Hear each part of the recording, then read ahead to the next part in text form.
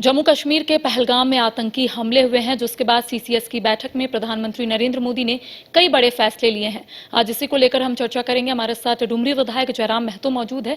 बातचीत करते हैं कि सीसीएस की जो बैठक रखी गई उसमें प्रधानमंत्री नरेंद्र मोदी ने 5 बड़े फैसले लिए। किस रूप में ले रहे हैं विधायक जयराम महतो?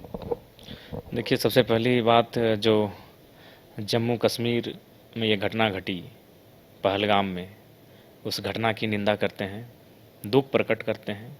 लेकिन साथ ही साथ चूँकि आतंकवाद का विषय केंद्र सरकार का अधीन आने वाला विषय है, अतः केंद्र सरकार, चूँकि उस सरकार ने सुरक्षा के नाम पर भी वोट लिया था, उन्होंने आतंकवाद की सफाई के नाम पर भी इस राज्य की जनता से मत प्राप्त किए थे।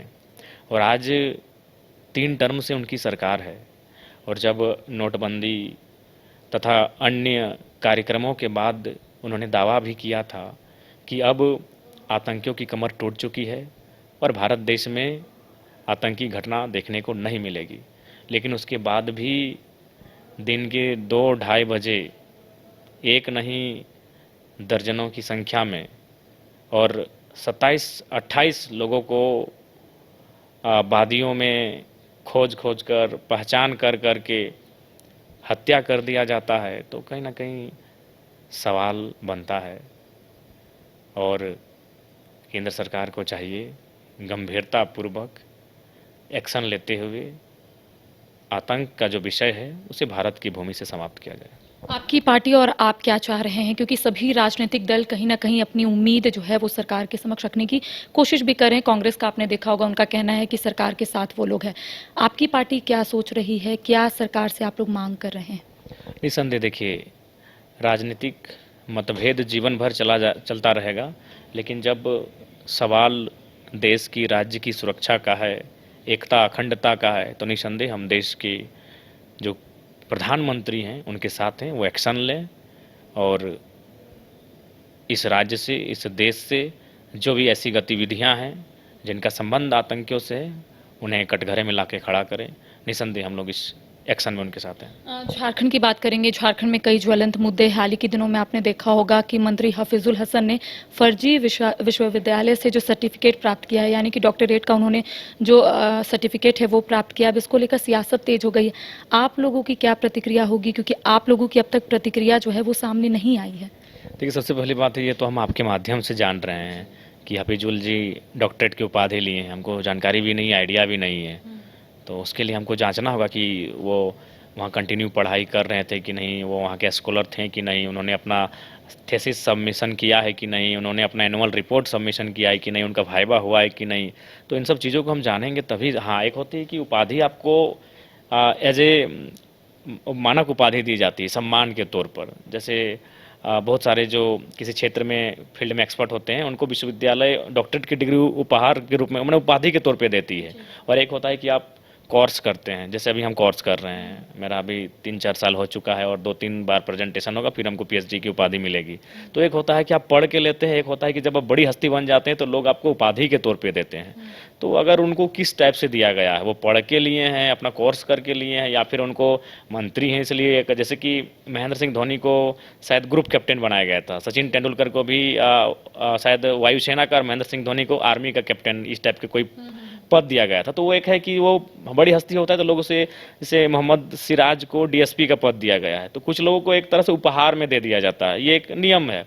और कुछ लोग मेहनत करके लेते हैं। तो ये है कि हफीजुल हसन उस डॉक्टरेट की डिग्री को उपहार में लेके आ रहे हैं या फिर अपना कोर्स कंप्लीट करके लेके आ रहे हैं, ये एक विषय होगा। अगर वो बोल रहे हैं कि हम कोर्स कंप्लीट करके लेके आ रहे हैं, मेहनत करके पढ़ के लेके आ रहे हैं, तो फिर जाहिर सी बात है लोग उनसे पूछेंगे कि आप अपना रिपोर्ट कब कब सबमिट किए हैं, आपके बैचमेट कौन कौन है, आपने आपका टॉपिक क्या है, किस सब्जेक्ट पर आपने अपना थीसिस को लिखा है।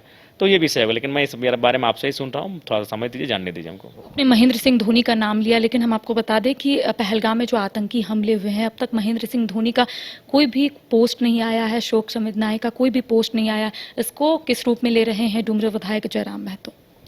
देखिए, आप क्रिकेटर से, आप उनको क्रिकेटर हैं, वो सेलिब्रिटी हैं और उनकी अलग दुनिया है, उनसे आप ज़्यादा अपेक्षा भी नहीं करनी चाहिए आपको।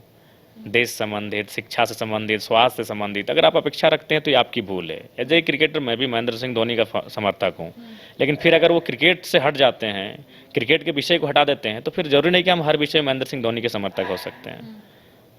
तो हालांकि जिस जगह पर वो हैं, लोग उनको फॉलो करते हैं, लोग उनको सुनते हैं, तो उस हिसाब से उन्हें कम से कम अपनी प्रतिक्रिया देनी चाहिए थी। अच्छा, झारखंड राज्य में भी 10 पाकिस्तानी नागरिक जो है वो रह रहे हैं लॉन्ग टर्म वीजा में, और ऐसा बताया जा रहा है कि जो लॉन्ग टर्म वीजा वाले हैं उन्हें भारत छोड़ने की बाध्यता नहीं है। डोरंडा में ये मामला सामने आया है कि इरफान खान ने अपनी तीनों ही बेटी की शादी जो है वो पाकिस्तान में करवाए हैं, और वो लोग घूमने के लिए आए हैं, उनके साथ बच्चे भी है जो ननिहाल घूमने के लिए आए हैं। इसको किस रूप में ले रहे हैं? और शायद आप ही की पार्टी ने एक सवाल उठाया है कि मैया समान योजना की राशि जो महिलाओं के खाते में आ रही है, जो झारखंड की महिलाएं, तो क्या उनके भी खाते में पैसे जा रहे हैं? या आप ही की पार्टी ने सवाल उठाया है?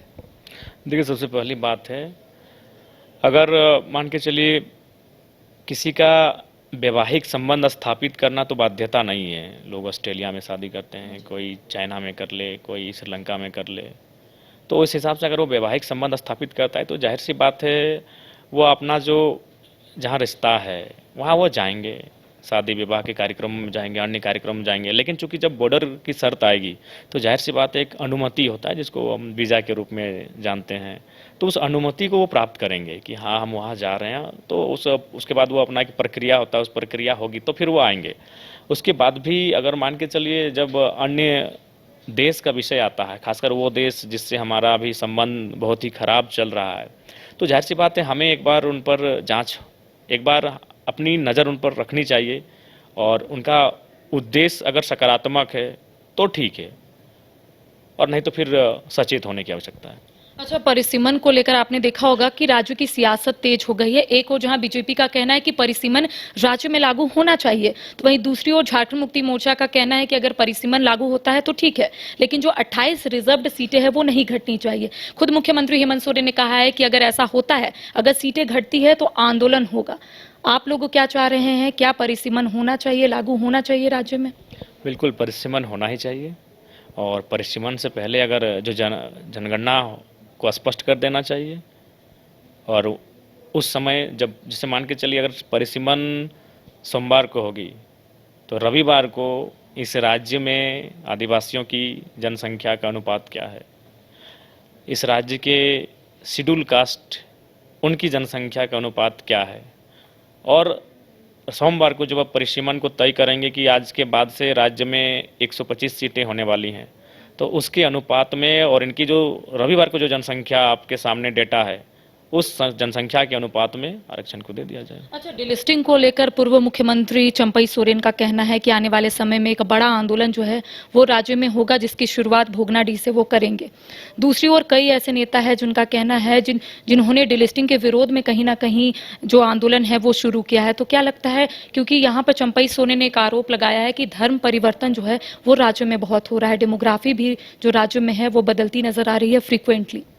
ये सत्य है, क्योंकि हम भी जिस क्षेत्र से आते हैं, पीरटांड का जो इलाका है वो एकदम नक्सल क्षेत्र के रूप में जाना जाता था, आज भी एक उस प्रकार का, लेकिन वहाँ जंगलों में भीड़ों में हमने देखा है धार्मिक परिवर्तन को, और ये चीज़ें हैं, सत्य हैं। लेकिन अब सवाल है कि संविधान क्या कहता है, उसके अकॉर्डिंग सरकार को, राज्य की सरकार को और केंद्र की सरकार को निर्णय लेना चाहिए। 1932 खतियान के आधार पर स्थानीय नीति का मुद्दा आप कई बार उठाए हैं। क्या लगता है सिर्फ मुद्दे ही उठ रहे हैं कि आने वाले समय में लागू भी होगा राज्य में? देखिए, जब तक ये राज्य स्थानीय नीति को परिभाषित नहीं करेगा, इस राज्य की कोई भी योजनाएं जो सरकार लेकर आएंगी उससे इस राज्य के आम व्यक्ति का कोई भला नहीं होने वाला है। आज बहुत ही दुर्भाग्य है कि इस राज्य के हक हुकूक पर यहाँ के लोग लगातार छले जा रहे हैं। अभी आप देखिए, 5 प्रवासी मजदूर को नाइजर में एक आतंकी घटना टाइप की हुई, जहां 12 उस नाइजर के सैनिक मारे गए, और हमारे बगोदर के 5 जो प्रवासी मजदूर हैं उन्हें अपनी गिरफ्त में लेकर वो चले गए। तो और ठीक 2 या 3 दिन पहले एक प्रवासी मजदूर की डेड बॉडी आई, हम गए तो 10 लाख का मुआवजा का बात किए। और तो चांची में भी एक प्रवासी मजदूर की डेड बॉडी वो कुवैत से आई, वहाँ हम भी गए तो वहाँ 20 लाख का मुआवजा का बात हुआ। यानी अगर एक महीना में अगर मैं अपने विधानसभा और पड़ोसी विधानसभा की बात करूँ तो कम से कम 25 20 की संख्या में प्रवासी मजदूरों का मृत शरीर झारखंड वापस आया। तो ऐसा क्यों? प्रवासी मजदूर आज जिस हाल में है, सैकड़ों फीट ऊपर वो काम करते हैं, वो टावर अचानक टूट जाता है, वो नीचे एकदम बहुत ही बेरहमी से उनकी मौत हो जाती है। इसका दो ही कारण है। एक है, पहला कारण भी पूंजी है और दूसरा कारण भी पूंजी है। एक पूंजी का मतलब है कि पूंजी इनके पास नहीं है, उस पूंजी की तलाश में वो प्रवासी मजदूर बनने को तैयार हो चुके हैं। और दूसरा है कि पूंजी कुछ लोगों के पास बहुत ज़्यादा है, वे लोग भी कारण है। प्रवासी मजदूर झारखंड की दुर्दशा का कारण भी वे लोग भी हैं जिनके पास पूंजी ज़रूरत से ज़्यादा है, चाहे वो कोई एमपी है, कोई एमएलए है या फिर कोई ब्यूरोक्रेट्स है। अखबार के पन्नों में हमने पढ़ा था आज कि एक सांसद अभी सांसद हैं, उनके पास 12,000 करोड़ की संपत्ति है। तो वैसे मैं उनको ही नहीं कहूँगा, उनके जैसे जितने भी लोग हैं, शख्स हैं, वे लोग आज प्रवासी झारखंड की बेरोजगारी लाचारी के लिए दोषी हैं। अच्छा, सरना धर्म कोड को आपने देखा होगा, सर्वसम्मति से विधानसभा से पारित कर राजभवन के माध्यम से केंद्र सरकार को भेजा गया था, लेकिन अब तक कुछ पहल नहीं की गई है। ठंडे बस्ते में फिलहाल वो रख दिया गया है। आने वाले समय में क्या इसको लेकर आप अपनी बात को रखिएगा? देखिए, हमने विधानसभा का जो बजट सत्र था उसमें भी हमने कहा कि आज आदिवासियों को अनुदान से कहीं ज़्यादा है उनकी संस्कृति को संरक्षित करना, उनके सरना धर्म कोड को लागू कराने की दिशा में काम करना, सीएनटी की ज़मीनों को बचा के रखना। तो ये तो हमने पहले भी कहा था कि अनुदान से कहीं ज़्यादा महत्वपूर्ण है उनकी विरासत को संयोज कर रखना। और हमने इस सत्र में भी इस मुद्दे को उठाया था और आगे भी जब तक ये धरातल पर काम ना हो जाए तब तक इस मुद्दे को उठाते रहेंगे। मुख्यमंत्री हेमंत सोरेन विदेश दौरे से अब लौट रहे हैं। वहां पर तमाम जो विदेशी इन्वेस्टर्स हैं उनसे मुलाकात किए हैं और राज्य में इन्वेस्ट करने को आमंत्रित भी किए हैं। तो क्या लगता है इससे झारखंड में कुछ फायदा होगा आने वाले समय में? आज ऑन कैमरा बोल रहे हैं, झारखंड को कोई फायदा नहीं होगा, बल्कि भारी संख्या में लोग पलायन करेंगे, भारी संख्या में लोग विस्थापित होंगे और भारी संख्या में जो जिनकी ज़मीनें जाएंगी उनका दमन और दहन होगा और भारी संख्या में उन पे एफआईआर होगा। उसमें सरकारी काम में बाधा, पुलिस पर हमला करना, सरकारी अफसरों पे हमला करना, इस प्रकार के आरोप लगाए जाएंगे और हज़ारों की संख्या में लोग जेलों में भर दिए जाएंगे। ये कड़वी सच्चाई है। विकास का कोई विरोधी नहीं है, उद्योग का कोई विरोधी नहीं है, लेकिन अगर वो उद्योग हमारे लिए नहीं है तो उसका हम विरोधी हैं। तो मुख्यमंत्री जो भी योजना इन्वेस्ट करेंगे, अगर इस राज्य के पास विस्थापन नीति नहीं है तो आप कुछ भी कर लीजिए, कुछ नहीं होगा। मैं आज फिर आपको पुनः कहूँगा, झारखंड को मुख्यमंत्री कुछ हो कर लें, कुछ नहीं मिलने वाला है जब तक नीति नहीं मिलेगी, कुछ नहीं मिलेगा। अरे क्या नहीं है झारखंड में? बीएसएल है झारखंड में, आप कितना इन्वेस्ट करिएगा? बीएसएल है झारखंड में, हिंडाल्को है झारखंड में, एचईसी है झारखंड में, टाटा की तमाम योजनाएं हैं झारखंड में। आप गिनते गिनते थक जाएंगे, इतना इन्वेस्ट हुआ है झारखंड में, इतने इतने इन्वेस्टर हैं झारखंड में, इतनी महारत्न, मिनी रतन, रतन कंपनियां चल रही कि आप गिनते अंगुलियों में गिन नहीं पाएंगे। उसके बाद भी अगर झारखंड की दुर्दशा है तो कारण है आपके पास पॉलिसी नहीं है और स्ट्रिक्ट गवर्नमेंट नहीं है। इसलिए जो भी नई योजना झारखंड में आएगी, योजना हवा पे नहीं आएगी, योजना नदी के ऊपर नहीं आएगी, योजना पहाड़ के ऊपर नहीं आएगी, योजना जमीन पर आएगी और जमीन से झारखंड के लोग बेदखल किए जाएंगे, लाठी डंडा खाएंगे, केस मुकदमा होगा और बेमौत मारे जाएंगे। अच्छा, छात्रों के बारे में अब थोड़ा चर्चा कर लेते हैं। जो एपीएससी की ओर से 11वीं जेपीएससी मेंस की परीक्षा ली गई, अब तक जो रिजल्ट है वो जारी नहीं किया गया और ऐसा अमूमन देखने को मिलता है राज्य में कि जितनी भी नियुक्ति प्रक्रिया है विवादों में चल जाती है। जेपीएससी हो या फिर जो एसएससी, अभ्यर्थी जो है आंदोलन कर रहे हैं और उनका कहना है कि जो भी परीक्षाएं हुई हैं जेपीएससी के माध्यम से अब तक रिजल्ट प्रकाशित नहीं हुआ है, अभ्यर्थी आंदोलन करें। चूंकि आप भी छात्रों के साथ रहे हैं, छात्रों का मुद्दा उठाए हैं, तो क्या आप छात्रों के साथ हैं?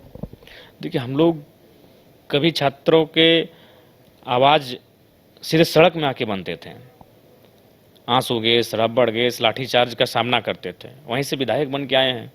तो उनसे हमारा सीधा संबंध है, सीधा संवाद है, छात्रों के साथ खड़े हैं और आगे भी हम लोग खड़े रहेंगे, इसमें कोई दो राय नहीं है। अच्छा, आपको क्यों ऐसा लगता है कि जेपीएससी चाहे जेएसएससी की ओर से जितनी भी परीक्षाएं ली जाती है उसकी जो नियुक्ति प्रक्रिया है विवादों में चली जाती है या फिर कोर्ट के दहलीज तक पहुंच जाता है? क्या लगता है इसके पीछे का कारण क्या है? देखिए, इसके पीछे कारण वही पूंजी।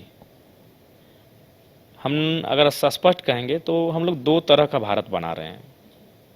एक बहुत बड़ा चिंतक का विषय है, ये एक राजनेता का नहीं। एक अगर आप राजनेता से हट के आपको एक चिंतक बनना होगा, आपको एक दार्शनिक की तरह सोचना होगा। हमारा इसका सबसे महत्वपूर्ण कारण है कि हम एक दो भारत बना रहे हैं। एक भारत जो 5 ट्रिलियन इकोनॉमी की बात कर रहा है और लगभग हम उसके करीब भी हैं। आने वाले दिनों में जो लक्ष्य रखा है 2050 में 30 ट्रिलियन इकोनॉमी का, हमें लगता है कि वहाँ अगर अब चले भी जाते हैं तो मैंने एक तरह से हम 5 ट्रिलियन इकोनॉमी का भी भारत बना रहे हैं और 5 किलो अनाज का भी भारत बना रहे हैं, बना चुके हैं। एक तरफ हम वो भी भारत बना चुके हैं जहां अंबानी जी अडानी जी चुटकी में हवाई जहाज खरीद लेंगे, और हम एक वो भी भारत बना चुके हैं जहां जहां रामू सामू को एक हवाई चप्पल खरीदने के लिए 2 दिन इंतजार करना होगा कि 50 रुपये घट रहे हैं, हम वो भारत भी बना चुके हैं। तो इसका सबसे महत्वपूर्ण कारण वही है कि हम 2 भारत बना चुके हैं। एक भारत जहां अंबानी जी अडानी जी चुटकी में हवाई जहाज खरीद लेंगे, और एक भारत जहां रामू सामू हवाई चप्पल नहीं खरीद पाएगा, उसको 2 दिन का इंतजार करना पड़ेगा। एक भारत जहां 5 ट्रिलियन इकोनॉमी पे हैं हम, और एक भारत जहां हम लोग 5 किलो अनाज पे निर्भर करते हैं। 2 तरह का भारत है, इसका वही कारण है। तो वो पूंजी जो लोग सत्ता में बैठे हैं, जो लोग व्यवस्था में बैठे हैं, वे लोग, और खासकर जेपीएससी पे सबकी नज़र है। ये आपको भी मालूम है कि एक जेपीएससी ऐसा भी था जिसमें तमाम नेताओं के रिश्तेदारों का नियुक्ति हुआ था, और वो आज भी विवादों में है। वो आज भी कभी सीबीआई के पास जाता है, कभी हाईकोर्ट के पास जाता है, तो कभी शिकायतों के घेरे में आज भी वो जेपीएससी है।